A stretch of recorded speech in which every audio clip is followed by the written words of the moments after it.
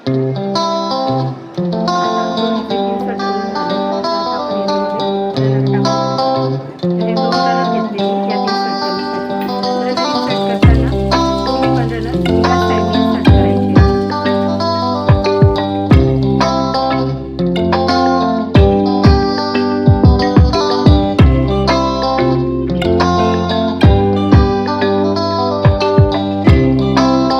हे दोन्ही runner insert केल्यानंतर आपल्याला इथून या मागच्या साईडने अस्तर लावायचे एवढ्या आकाराचे. आता आपण ब्लाऊज कधी अस्तर लावतो ते घेतलं किंवा याच्या लाईनिंगसाठी आपण असं नॉर्मलचं कापड वापरतो ते पण लावलं तरी चालेल. तर हे थोडंसं कापड कट करून घ्यायचं. हे चारी बाजूने शिवून घ्यायचं. चांगलं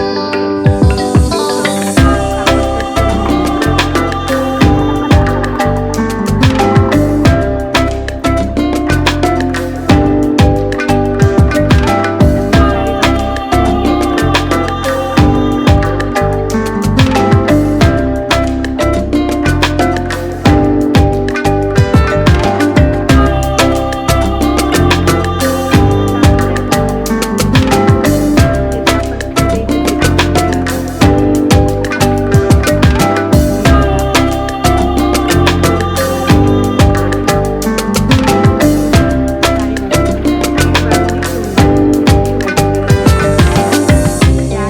शिवून घ्यायचं. जिथे शिवायची गरज नाही त्या हे जे दिलेलं आहे तिथे टीप मारून घेण्याचं. ही बाजूने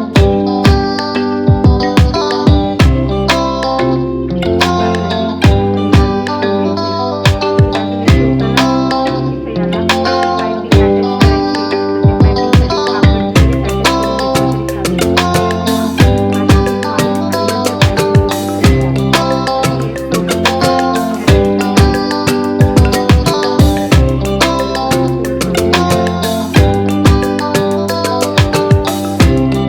अटॅच करणार आहे. फोल्ड करून घ्यायचं. 2 इंचाची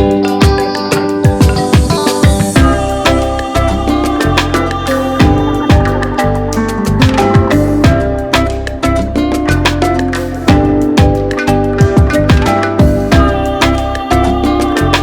घ्यायचं. तर अशा प्रकारे आपलं छोटंसं 2 पॉकेटचं पाऊच शिवून झालंय. हे तुम्ही मकर संक्रांतीला वाण म्हणून देतात त्यात चिकटवून घ्यायचं शकता. त्याच्या टोकाला तुम्ही झाकून घेऊ शकता आणि बेडमध्ये ठेवू शकता. याच्यामध्ये इकडच्या साईडने एक पॉकेट इकडच्या साईडने एक पॉकेट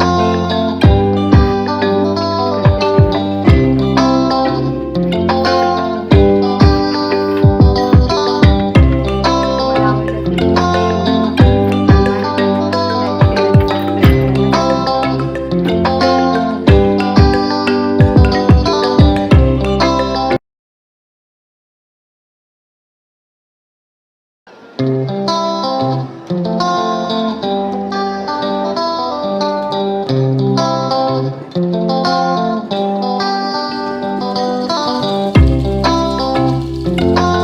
करायला विसरू नका.